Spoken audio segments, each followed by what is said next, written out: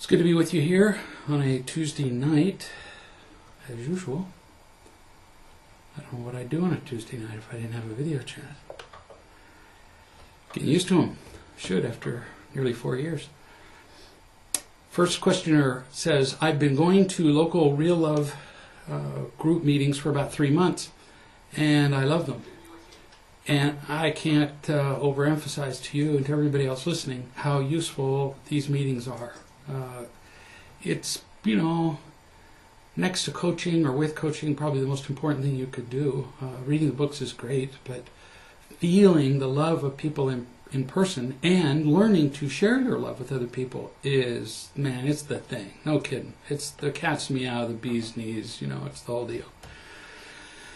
If you don't have one locally, then I would suggest you do whatever it takes to get one started. People ask us all the time, do you have a meeting in, La Crosse, Wisconsin? Well, I don't know. There might be. We don't regulate groups, restrict them, limit them, franchise them, so they exist in a lot of places we don't know about until somebody, calls us and says, in our group meeting in wherever, Mishawaka, we have been talking, so there might be one near you. But if not, figure it out, really. Read the book, Real Love for Wise Men and Women. And there's a whole section in there that tells you how to go about starting a group. And man, it can be astonishingly easy. As easy as saying to a couple of friends, I have found this thing that's made a big difference to my life. Would you be willing to meet with me once a week just for a few weeks? And we'll go over some stuff that's probably new to you. Phooey. People can get their friends to join bird watching clubs from invitations like that. Why not an invitation to change the rest of their lives, huh?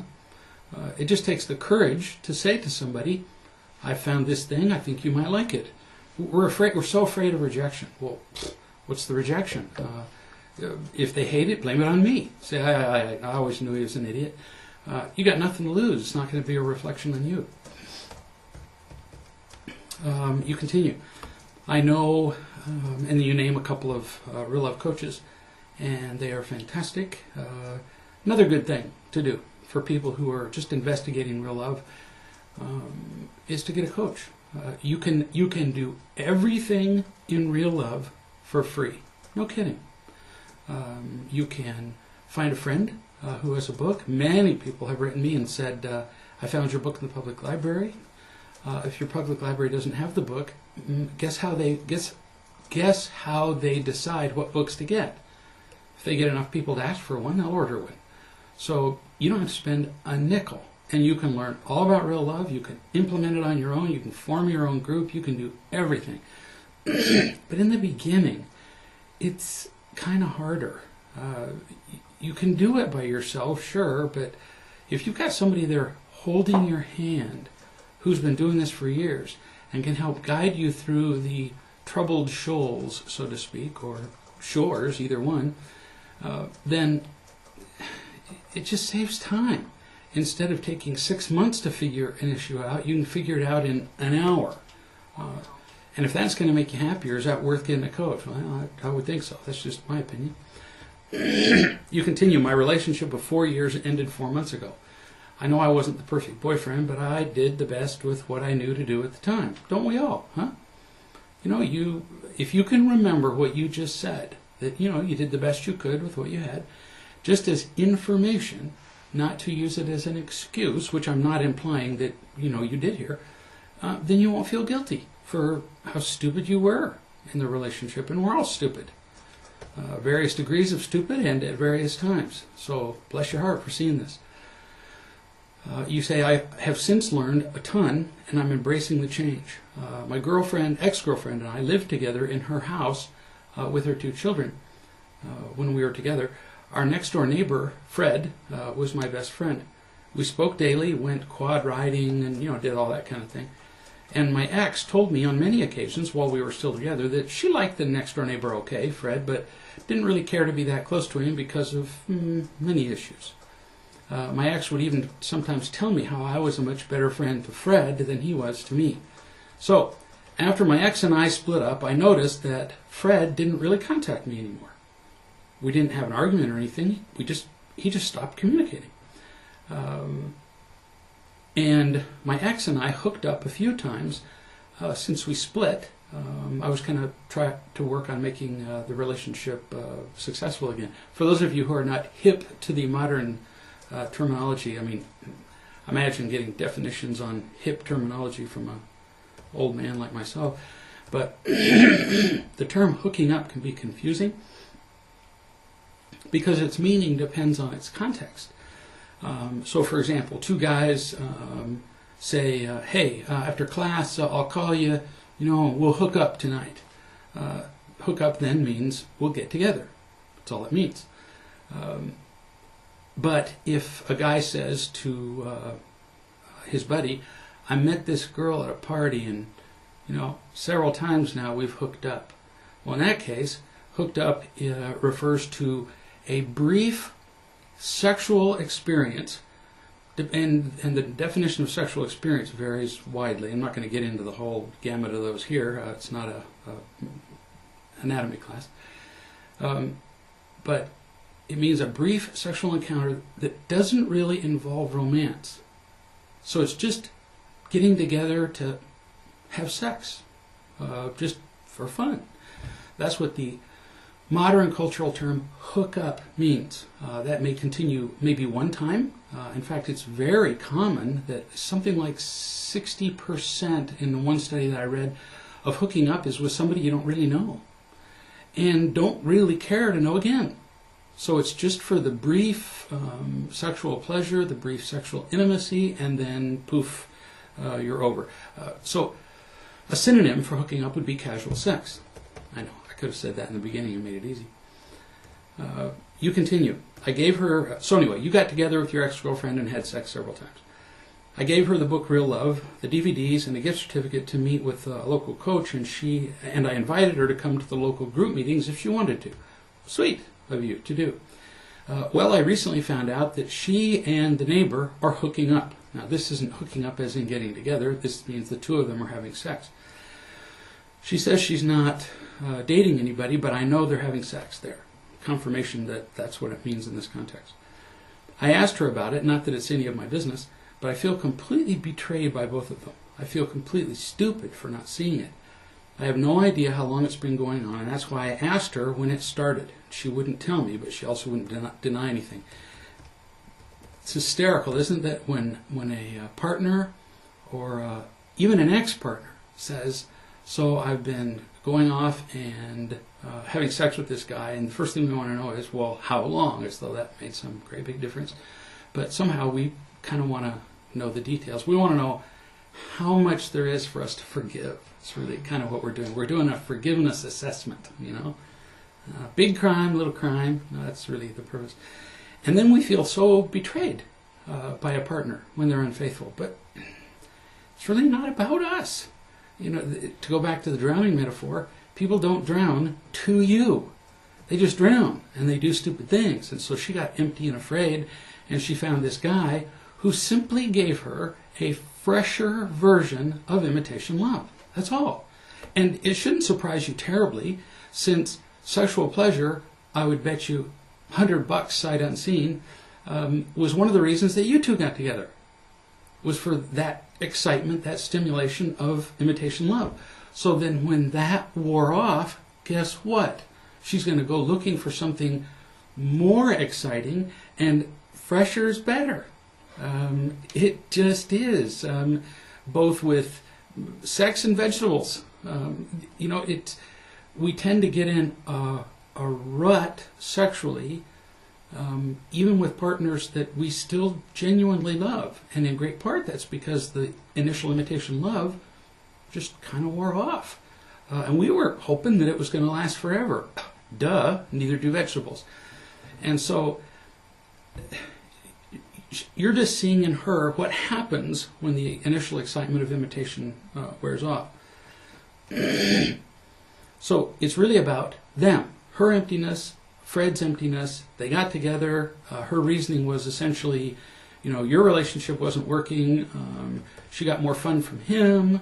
and poof, just seemed logical at the time. In fact, when people get sufficiently insane and they're drowning and find another source of imitation love, in other words, something floating by, they have no interest in reason at all, and they don't think about anybody but themselves.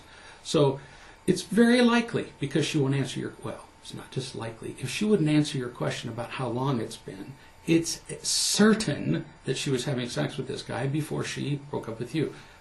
100%, not even 99. Because if she had not been, she would have said, well, but we didn't have sex before we broke up. That would have been the next thing she would have said. And it turns out it's irrelevant, whether she was or she wasn't. Understanding why she did it is the thing, and what your role in it was, and what your role in a future relationship is going to be. That's all that really matters, is what's the next step. It doesn't really matter how long or what they did.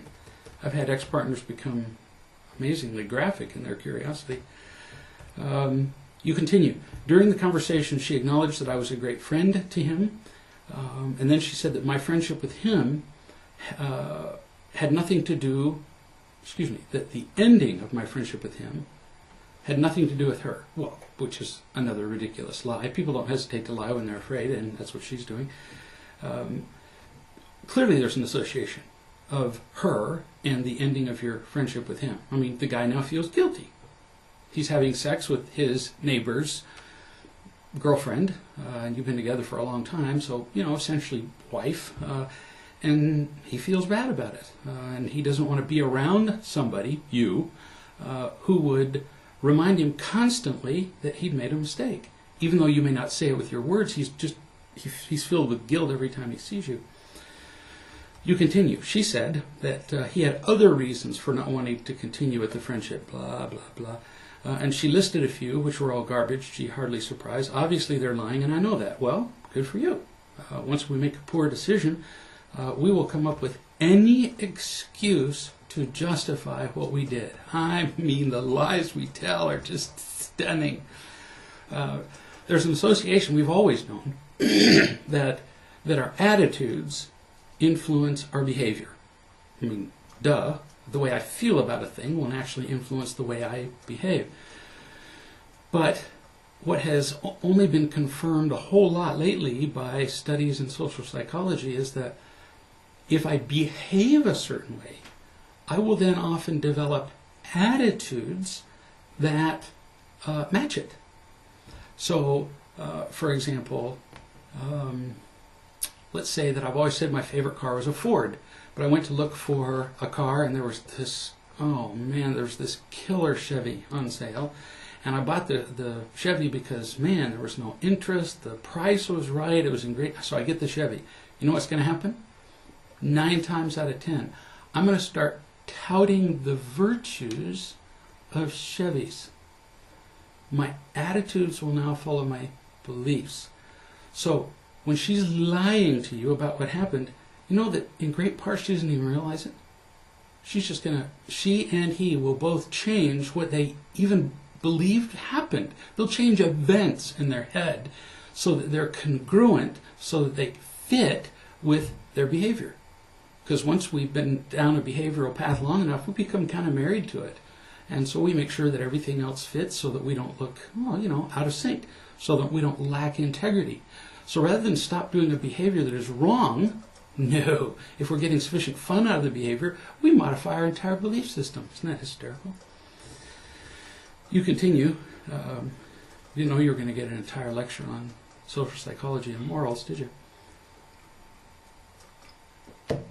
You continue. My conflict is how do I move forward with this, essentially. We really have no reason to contact each other, but we do live about 1.5 miles apart, so I'm sure that eventually we'll bump into each other. Just forgive me. It struck me as funny. You're worried about a thing that has a really tiny chance of happening. People who live, the odds of my running into people who live 1.5 miles from me could happen, but we'd pretty much have to have a mutual interest in Chinese food. So here you're all worried about this thing. Very unlikely.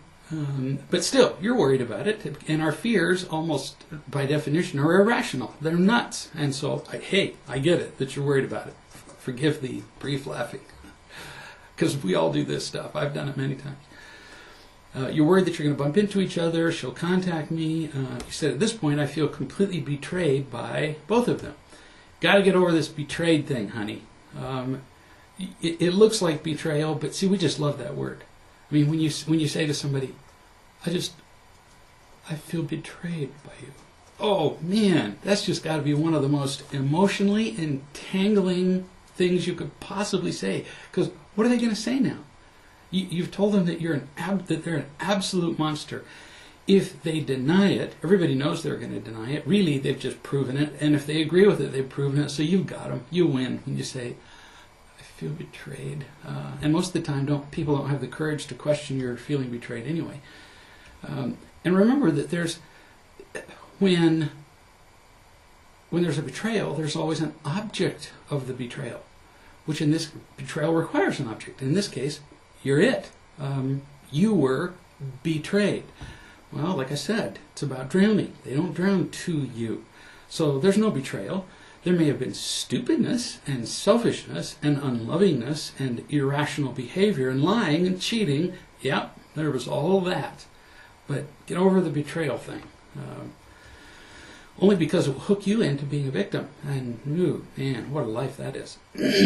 You continue, I feel no respect, absolutely no respect toward them. Okay, I'm not suggesting you need to respect them. They're making stupid decisions, they're numbing out with imitation love, and you don't respect that. Okay.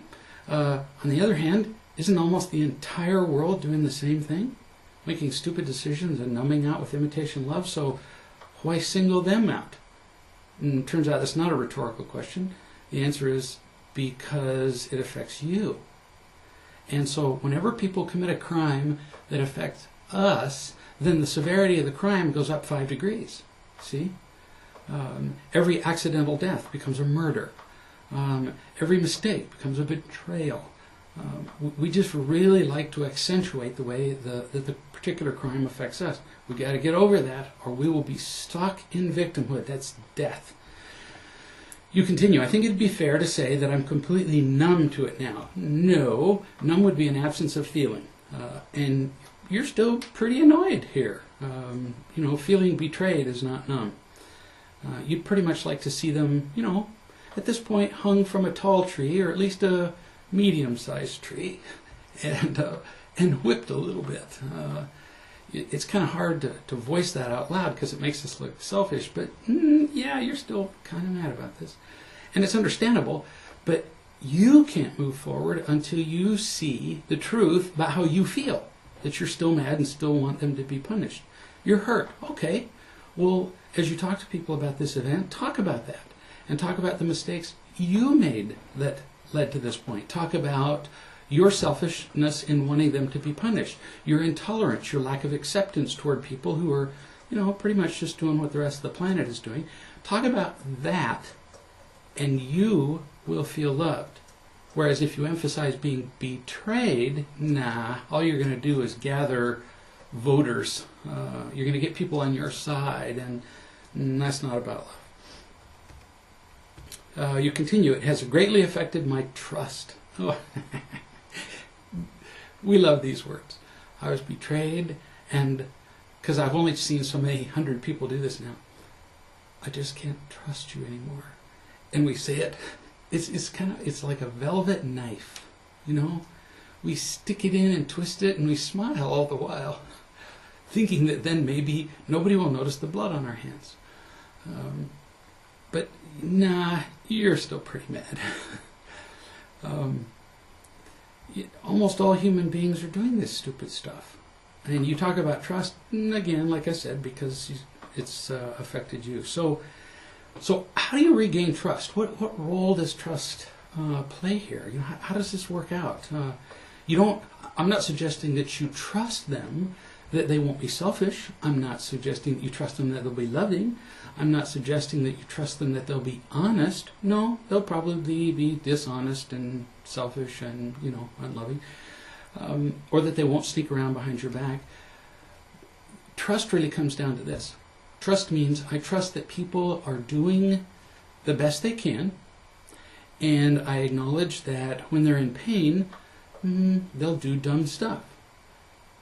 But I trust them to do the best they can. And so I don't feel betrayed. I just go, well, they're in a lot more pain than I realized. And I trust myself that I'll do the best I can. So with that kind of trust, I won't feel betrayed or not going to feel angry. It's really kind of a beautiful thing. And I choose to trust everybody around me. Not that they won't do wrong, just that they're doing as well as they know. And if that's true, wow, why would I ever be annoyed with them? So your question's beautiful, just because it taps into so many really poignant emotional issues that we all deal with. So don't be dismayed by my chuckling at some of your writings here, because we all do this stuff. Next viewer says, I got laid off from my job a couple of weeks ago. I'm feeling sorry for myself. On the logical side, I know and I'm grateful for all the experiences I've gained in the last year and a half that I've been at this job. But the gratitude just doesn't stick. I find myself being afraid about how not getting another job and I'll run out of money, won't be able to pay the bills. Why now, when my husband Mark is having money issues and I've been keeping most of the household bills paid? I think, why me? When I've been a good performer and I had good performance review in January, I resent the fact that I've been put in the position of having to look for a job again, since this has happened to me before as a result of downsizing. I'm also not thrilled that most of the jobs I'm seeing in my field will require an hour or more commute if I get another job rather than the 20 minutes that I've had lately. I've also had other great victim thoughts, like they'll see what a mistake it was to let me go when the workload gets to the point where they wish they had me back. That's pretty good. That's a good one. Instead of seeing new possibilities, I'm giving in to the fear, forgetting that I'm loved, knowing that God's always taking care of me. I know that nothing can happen unless I take the next best step. Well, geez, honey, I don't know there's anything for me to say. I mean, you just brilliantly figured out the whole deal, you know. You said you've forgiven in to fear, you're forgetting you're loved, knowing that God's taking care of me. Man, that's the stuff. Write it out. Write out the things that are truest. Yeah. So, did you lose your job? Yes. Is this going to be just stinking inconvenient? Yes, it is. Is it unfair? No. You only had a job because the people that hired you felt like they could pay you and still maintain a profit. And you didn't mind the judgment of those people when they hired you. We always have kind of a double standard, you know. They were brilliant when they hired us, stupid when they fired us. So they were smart when they hired you, and they figured out that they could make a go of it. And it turns out that, things have changed. I'll be darned. Circumstances changed. The economy's changed. So now they've decided that they can't keep you, and who knows why you and not somebody else. Greater seniority, even though your performance review may have been excellent, who knows? Maybe the next guy had your excellent job performance review plus one. It's not an indictment of you. It's not like, oh, well, you're a worthless human being now. No. The truth is that that your perceived assets were simply not enough to keep in an equation of economic instability. That's all. So you go, well, their judgment. Nothing will change unless it's true. So is it true that there are people who love you? Yes.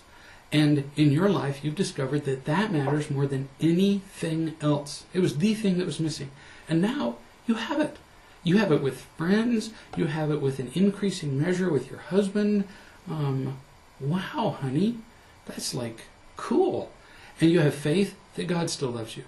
And that God will somehow provide you something. Who knows what it will be? It might be after a nail-biting wait. It may be in something you never imagined possible. May be better, may not, financially speaking. Who knows? I've had friends of mine who've agonized and fussed and fumed, and And after all the fussing and fuming, they got a job that was closer and better paying. So, in the meantime, what did the fussing and fuming help? What if they had just chosen, I'm not going to fuss and fume, since that doesn't really help anyway. I'm just going to take all the steps necessary and fill out job applications and, go on the internet, all the stuff you already know about. And I'm just going to look. I choose not to worry. Well, that's not just positive thinking. It only makes sense, since worrying will never get you a job. Worrying will never earn you $1. Worrying will not bring you peace, and it will not bring you the acceptance and love of other people. So, relative positive role of worrying in my life. Oh, there isn't one. And so you just move on to do the other stuff. Cool. And you'll figure this out. So you already described the solution, baby. Nice work. You just do that. Focus on what's true. Focus on what the next step is, and amazing things will happen. They just will. It may be that you'll need to sit down, for example, and have a detailed, accountability-oriented conversation with your husband about finances, which is a subject that you tend to avoid with him. You may need to say, like you said, he's been having money troubles. Very often, when people describe money troubles, it's because, it's not always the case, but it's very often the case, it's because one partner will say, I need more time to realize my dream. They're looking for a job that frankly doesn't exist. And they kind of piddle around with, I'm not saying this is true of him, but it's a very common reason. What they're doing is they're holding out for the magic job that pays them a lot for not doing very much. Really. Or where they'll find it fun all day from morning till night. Really. Give me a whistle when you find that job. I mean, I'm in the process of writing a new book now, and oh man, I like writing. I like it a lot, and yet there are times, and doing the research and synthesizing and putting it all together and remembering every word you've spoken in the previous 4 chapters and integrating it with how you're going to introduce the next 4 chapters, there's sometimes I just want to scream, because some of it is really tedious. Well, I see a lot of people holding out for the perfect job with no disadvantages. And I've seen it often enough that to have you at least consider saying to your husband, hey, bud, we have a need for some income now, so it may be that we'll have to sacrifice perfect for what is practical. And then you can always work toward perfect at some future point. These are just some things to think about, and you already thought of most of them. You said it as you asked your question. It was just brilliant. This viewer says, my husband is drowning. It's miserable. He's miserable. He was honest and said, hey, I don't want to be with you or the kids tonight. But his honesty hurt, and I'm scared. I have about 60 seconds of a loving environment. After that, I go into fight or flight, and then I go silent. I have a terrible time not believing that his getting and protecting behaviors are worse than mine. I get scared. That's a really smart thing you just said. Because, oh wow, one of the 3 easily most common sources of arguments I see between people are really boil down to this. My getting and protecting behaviors don't stink. But yours do.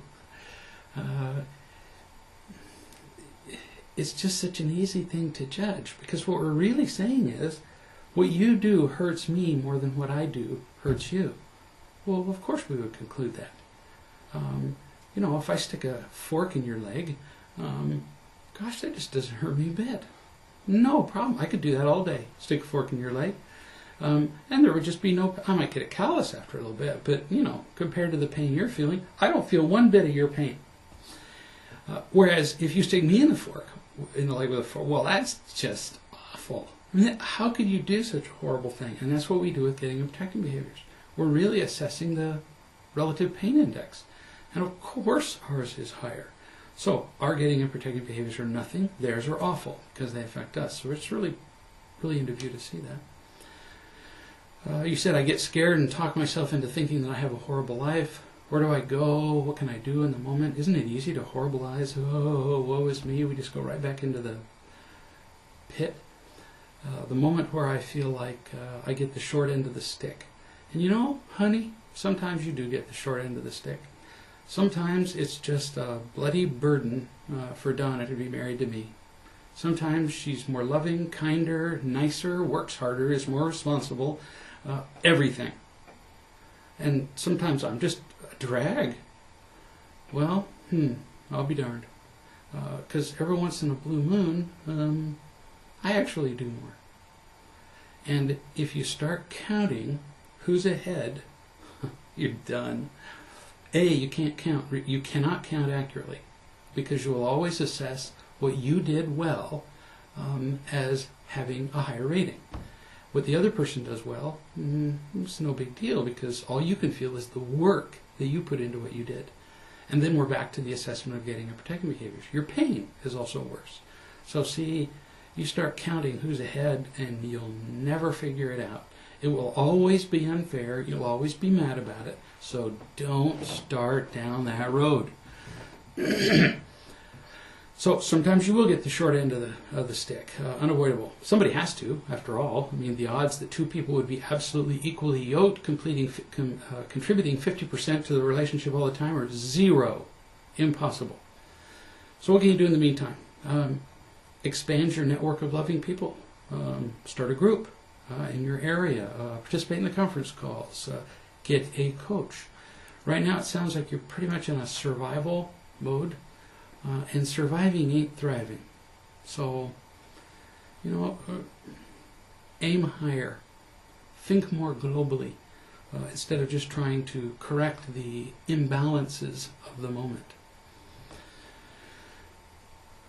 Next viewer. When I make calls to tell the truth, I find that I stray from telling the truth. I don't just talk about my own circumstances. Let's see. It's hard to read this. Just a minute. I stray from telling the truth about myself, and I start talking about circumstances or the other person's circumstances. Grammar is sometimes an obstacle here. I also find that the people that I call often stray at times. So they don't help me stay on track. And they often talk about circumstances and other people. So any ideas on how to remind myself to stay on track, telling the truth, and how to tell another person the same. So it's brilliant of you to ask this, because this is where most people get sidetracked. Well, no, that's not true. No, the place most people get sidetracked is in not even starting the process. Not even going to a place where they can tell the truth to friends and so on. That's the most common stopping place, is the beginning. Nobody even starts. But the second most common place is in the way we tell the truth. Because, we just kind of get stuck by old patterns. The whole world does this. The whole world says, look what they did. Look at them. Go into any checkout line in any grocery store. That's what all the magazines sell, isn't it? All of them. Look at them. Have you heard what Brittany's done? We just love to talk about other people. So you're falling into that habit is pretty understandable, because everybody does it, and then there's so much drama about it. Oh man, you're the lead in your own play, where you've been done wrong, and you get to talk about it. People just love that, but it goes nowhere. So how can you avoid that? Keep asking yourself this question: who is responsible for my happiness? Who? Me. And I feel happiest when? So notice we've only got 2 questions so far. Who's responsible for my happiness? Me. And I feel happiest when what? When I'm loving. So in this moment, am I exploring how I can be more loving? That's only 3 questions. And if you'll stay with those questions, you'll tend to stay on track. A 4th question you could ask, which is just really a variation on the 3rd, would be, or am I making somebody else responsible for my happiness? Which is what we're usually doing when we start blaming and pointing at other people. So I would ask myself those three questions, and then I would suggest that, and when I'm on a call, I would say to other people, would you help me during this conversation by asking me versions of those three questions? Would you mind saying, who's responsible for your happiness? Would you mind saying, so you're happiest when what? When you're loving. And then the last question, so in this moment, are you exploring how you could be more loving? Or, variation on that question, are you asking how somebody else should be more loving toward you? That's where we get sidetracked, is when we start asking what other people could do to be nicer to us. Well, and that's a popular question, because, boy, wouldn't we love that? I've got my agenda for today. The first half of the day, I'm going to convince half of the world to see to my happiness, and the second half of the day, the second half of the world. That's really what most of us would like to do, is, correct everybody's misjudgments and thinking that they had their own lives, that we need to convince them that they need to be more concerned about us. This viewer, new viewer, says, my wife and I have been experiencing major marital difficulties, speech problem, for a number of years. We've been married for 25 years. We have 3 kids still living at home. That situation is very common. Really common. How many people brag about how long they've been married, and what you want to say to them is, you want to sing a version of "Please release me, please release yourselves." They're just in an infernal pit, and they just perpetuate it forever. You continue. 4 years ago, I discovered that she was having an affair with a married man. I guess I knew all along that I was playing a victim in this situation. Tempting. And I attempted to find different different resources to help understand what happened, and for the most part, justify my side of things. Oh, you're doing a nice job of describing the truth so far. We just love to have people on our side, because it makes us righter, of course. I don't know how common this is, but the two of us ended up talking more than we ever did about our feelings. In some of those talks I told the truth, but in most of them, I was just doing the getting and protecting behaviors thing. When a partner has an affair, it's tempting to act like a victim, like we talked about earlier with the man whose wife was having the affair with his neighbor. But on the other hand, big events like this do tend to provoke conversations. So, it can be a good thing, but most people don't turn it into a good thing. They stick with, being victims. So most of those conversations go badly.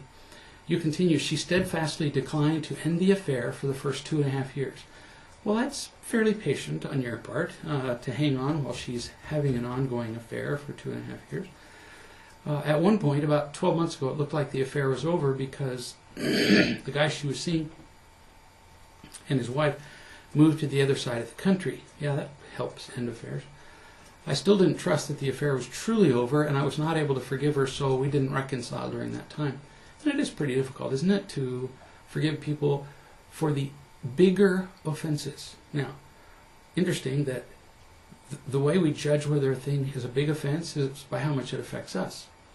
So, if somebody kills 1,000 Rwandans, we're like, yeah, that's just really a shame. We don't get too worked up about that. But if our wife has an affair for 3 years, well, now that's a major crime. Which is worse, mass murder in Rwanda or my wife having an affair? Affair. So we do tend to rate things according to how it affects us. And yet, that's exactly when forgiveness counts. People tell me this all the time. Well, I could forgive it if it was once, but not twice. It's pretty easy to forgive somebody when they've done something small. It's really hardly forgiveness then, is it? We grow in our ability to see, accept, and love people really when it gets tougher, when they're in our face. You continue. 4 months ago, the other man's wife left him, and he immediately contacted my wife. So they resumed now a long-distance relationship, and she informs me that they are more in love than ever. That's like her telling you, we are more insane than ever. Oh, because see, when somebody tells you that they're more in love, you're supposed to go, well, who can question love? And it's garbage. So really she's describing an insanity. That's what falling in love is. And now she's just telling you that she's more insane. Okay, is that like a good thing? And yet people who are in love actually think it is. They will look at you with their eyes fluttering and go, we're so in love. And when people tell me that now, I say, I feel really sorry for you. I hope that you recover soon. Soon enough that you'll begin to make rational decisions about whether you want to stay in a long-term relationship. Because if you decide to marry and have children while you're still in love, oh, heaven help you. Because see now, while you're still insane, you're making decisions that are going to affect you for the rest of your life. This isn't going to work out very well. It'd be like deciding what investments you're going to make with your money while you're experiencing a high fever. Does that make sense to anybody? And yet we make long-term decisions while we're nuts, while we're in love. And so these two, I'm sure they're more in love. And then, they'll have a really great relationship for, they'll get married. And then they'll discover that all the imitation love immediately drops off. It's like buying a new car. Everybody loves a new car, but the value of a new car drops, 30% as soon as you drive out of the parking lot. As soon as you get married, the value of the imitation love drops 30%. And tends to precipitously drop off from there, especially if there was no real love in the relationship to begin with. If you do have real love in your relationship, you can actually maintain excitement in doing a lot of things for the rest of your marriage. But you don't have a chance if it wasn't based on real love. 2 months ago, you continue. Sorry, I'm interrupting your question. Quite by accident, she found and bought the Real Love book and either read it or portions of it. Probably just the portions she liked. She was impressed enough that she gave a copy to me, and I've read through it once, and now I'm on the second reading. I found the book to be of extreme value, and I began to discuss the book with my wife. If the two of you could read this and actually implement the principles in your lives, you would be experiencing real love for the first time. Even people who've been married for 25 years discover, wow, we didn't know spit. But now we can. Doesn't matter how long you've not known something. I mean, the world existed for, millions of years without anybody knowing that the world was really round. You only have to see that it isn't. Did I just say it backwards? No. For millions of years, they didn't know it was round. They thought it was flat. It only takes one time seeing that it has to be round to change our notions. So it doesn't matter how long the two of you have been ignorant. Once you learn real love, you can change your relationship pretty quickly. And it's always kind of a pity to see people quit their relationships, quit their marriage, before they've tried the one thing that works.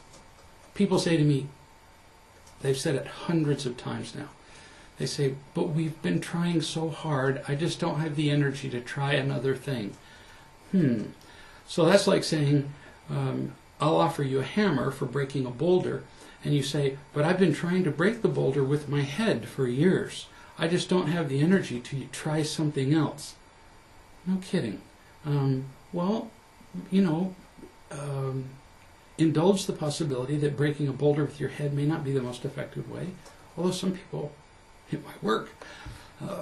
And consider the possibility that a new tool might be so much better that all your past efforts will look ridiculous. And that's what real love is. As people try finally the one thing that works, wow, all those 25 years of effort just don't mean anything. They get to start moving forward. You continue. 2 months ago, quite by accident, she found... Oh, hang on. Wrong place. Here comes the problem, you say. She also recommended the book to the other man who is divorcing his wife, to her boyfriend. He bought Real Love and Marriage and has read that through. Because my wife spends a great deal of time on the phone with him, she feels that both of them get the message of the book. No, they don't. Because if they really get the message of the book, in the book it says, don't quit your marriage until you've tried real love. That's what it says in the book. I don't know the page number. But it doesn't say, if you have a temporary difficulty in your marriage, and if your marriage has always been based on imitation love, and you've been dumb as rocks all of your marriage, And then you find somebody else. Oh, well, go off and be with that new person and try real love with them. No, it doesn't say that. Like I said, people read the parts of the book that they like. They're just not seeing anything clearly. And they're certain that they found love, they're certain that they're happy, but they're really playing the same old game. Now, is it possible that the two of them could implement real love in their lives and create a happy relationship? Yeah, it is. Really, it is. But why not try it with your spouse first, with whom you have, what was it, you told me 3 or 4 kids? Why not do it with them? Why not do it with the person that you said that you would actually be a partner with for life? It's worth trying it with your partner before you go trying it with whoever you have found as a substitute. You continue, I try to tell her the truth and take responsibility for my part in the failure of our marriage. I tell her that I've been practicing imitation love all my life and I'd like to experience real love. Then I describe how the book recommends gaining experience with real love by telling the truth about yourself to wise men and women. Here's where we have a rift. She believes that she's getting the real love that our marriage lacked from this other man. She's so caught up in the glow, the insanity, the deception of falling in love, she doesn't know up from down, light from dark. She really doesn't. Heads from tails. She's lost. And so she's making almost certainly a tragic mistake. If she wants to be sure that she knows what real love is, then she could try practicing it with a group of women first, who would counsel her, guide her, teach her. She would try it with you first. And then, if she's certain that she knows what real love is, she's found it, she can feel it, she can give it, and then she says, you know, this marriage has just been too difficult for me. I prefer to move on and to try it in a new relationship. After being completely away from him for long enough that she's actually tried it with you, well then, okay, go for it. That's what I tell everybody who's in a big old hurry to leave their partner. Say, all right, so why don't you give me 3 months? You give me 3 months where you pour your heart and soul into telling the truth, into feeling loved, and into loving your present partner, and then at the end of the 3 months, we'll see how you feel. And here's what happens. Every time, the people who do what I just said end up falling back in a more sensible kind of love with their first partner, and their marriage continues. The people who don't really pour their heart and souls into it, then, of course, decide, well, that real love stuff's just stupid and it's wrong, and whatever, you know, we'll do anything to justify our behavior. And so then they run off with their partner. Never seen anybody complete the 90-day experiment having really tried to love their partner and then leave marriage. I'm sure it will happen at some point. But what we do is we just quit. Like I said, we tend to make our attitudes match our behavior. So if I had decided to leave Donna and go off and have an affair, what do you think I'm going to do? My behavior is that I'm with this other woman. It's insane, but I'm going to now modify my attitudes. So I'll say, Donna was a horrible, horrible person. We never had real love. There was no possibility of it, and this new person is wonderful and everything and cool. I've just justified my behavior. See? That's how it goes. You continue. That tends to send me toward anger, a state that I know is not productive, and I try not to stay there. She gets upset when I admit that I'm new to this and that I will make mistakes like getting angry. She said that as long as I give myself that out, I will never change. Any advice on how to proceed? You got to be kidding me, is what I'd say to her. An out, you're just simply telling the truth. You're saying that while you're in the process of learning to be loving, you'll still make mistakes. And she's saying, oh, you're just looking for excuses. No, that's just realistic. There's nobody who first learns about real love and then goes, wow, I see that I have been selfish and unloving. I will never do it again. And then never does it again. You're kidding. Because we've established a track record of decades of being unloving. It's become ingrained into our DNA virtually. It becomes who we are. So it takes a while to unlearn that. No, you're just being realistic with her. Making mistakes is unavoidable. It's part of learning. Other notes of importance: I care about her. I want to be effective parents and friends when this is all over. At this time, we're still married. We haven't made any legal moves, but she does live away from the family in an apartment, but she comes home almost nightly, and we do things together as a family. She's visited the other man twice in the last 2 months. Next week, he's scheduled to come here. I do not know of any legitimate plans for their future, but he's quite a bit older than her and retired, so he might be able to move back here. The children do not know about the other man. So my question would be, how old are the children? At some point, they're going to have to know about him. And, I'm not telling you how to handle this, but I can tell you what you're doing, and that is, we have all bought into an old bromide, an old saying that's just garbage. And that is, when your marriage is having difficulty, or if you're planning on a divorce, never say anything negative. Never say anything negative about your partner. Well, it's not about whether it's negative or is it true. Now, you don't want to say your mother's being a selfish witch. Okay, all right, that's true too. You wouldn't say that. But at this point, what you're doing is she's making unbelievably selfish decisions, and you are paying the consequence. She's not paying the consequence. So as it is right now, she's got just about the best of every world. She's got a husband who loves and supports her and provides her money and a place to stay, and kids who love her and support her and think that she's just doing great. And she's off leading a single life at the same time in her own apartment and doing what she wants and has a boyfriend. On what planet is this accountable? It isn't.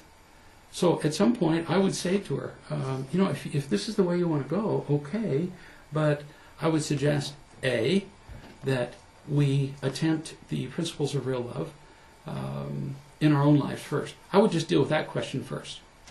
And if she says, well, I'm just not willing to do that, and you say, then I'm not willing to continue to pay for the consequences of your choice. And so at some point, either we need to have a conference, or I'll have it by myself if you prefer, and tell the children why it is you live in a separate apartment. And it's not because you're being quarantined for cholera. The kids have to know the truth. They're going to learn it. And so why at this point should they have these horrible fears in their heads? Kids just magnify things. They make up just terrible stories when they don't know the truth. At some point they need to know. She's about to jump off a cliff, that's going to be really dangerous. It's going to be hurtful to herself. It's going to be hurtful to others, to her kids. It's going to have very long-term consequences.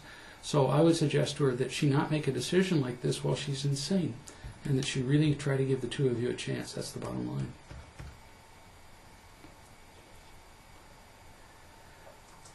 Okay.